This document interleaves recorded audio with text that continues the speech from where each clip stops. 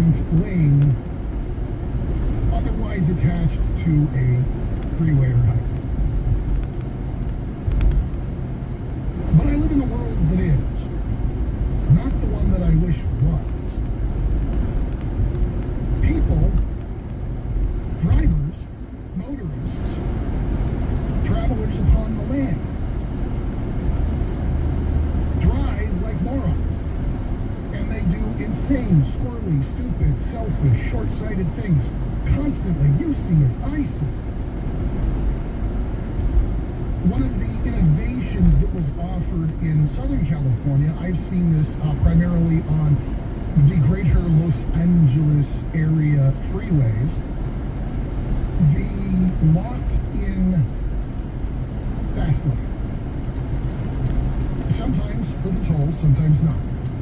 But designated by that special double stripe that says, while you're here and this stripe is present, you cannot merge out of this lane except in the event of actual life or death emergency.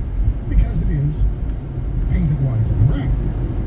The idea being that people who have gone off into the number one lane to zip along to their heart's content, and they're going to stay in that lane and go fast, will not cause trouble by dipping in and out of slower traffic trying to get around the one guy on God's green earth who thinks the number one lane on an LA freeway is exactly where you need to set your cruise control to 1 mile per hour below the speed limit. I have seen people violate that lane every single time I have driven in Southern California. Likewise, Bay Area toll lanes, Bay Area carpool lanes, I have seen every manner of nonsense. At least twice a year we get a story about some enthusiastic soul who doesn't want to pay their fast track bill, who doesn't want to drive with the rest of the schmucks in an ICE engine car by themselves, and so they put in a mannequin or a blow-up doll or a Halloween costume stuffed full of newspaper, and inevitably they get busted.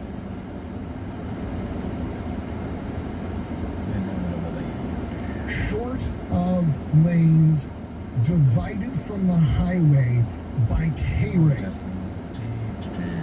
monitored constantly by law enforcement, with a penalty of public humiliation and caning rather than a ticket for violating the sovereignty of the lanes. Adding a lane where a bus is allowed to go 140 miles an hour is going to lead to some entitled schmuck in a Land Rover in the bus lane trying to go 140 miles an hour, all loaded up with an argument for CHP about how, well, technically I'm a bus because this vehicle will accommodate up to 8 passengers. This is a terrible idea. I'm genuinely thrilled that Caltrans has offered to us, finally, a vision of something dumber than high-speed rail. But please, let us know what you think. The Daily Buzz question waits for you at kmjnow.com. Caltrans is exploring ultra-high-speed buses up to 140 miles an hour on freeways. Thumbs up, thumbs down. Let us know what you think. It's sponsored by Closets by Design.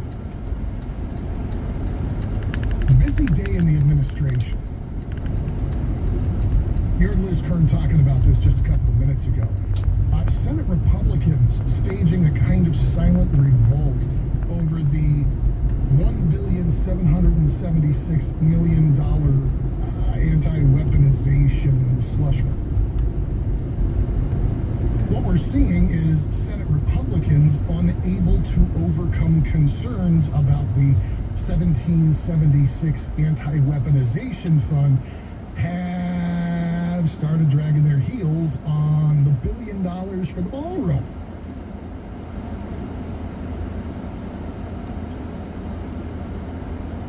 So they were going to take up a filibuster-proof bill today to fund the president's crackdown. Senators had been expected to bring legislation to the floor prior to the late spring recess. What are we calling this? Memorial Day recess? They get so much time off, man. I wish I had a job that let me take that much time off. As President Trump demanded, says they are unable to overcome deep concerns federal funds, meaning taxpayer money, to pay people who claim to have been politically persecuted. It probably doesn't help that Henry Tarrio, who likes to be called Enrique, is one of the people going, oh yeah, I'm definitely going to put in for that. Mike Lindell, the My Pillow guy, he's another one who says he's going to apply for money from this fund. I can't even, for the life of me, I can't even figure out how Mike Lindell thinks he's been wronged by the federal government, but okay. So the measure could still be taken up when lawmakers get back from recess, but now we're starting to see maybe evidence of a less than totally positive dynamic between Republican-controlled houses of Congress. Hey. Bon, ça va.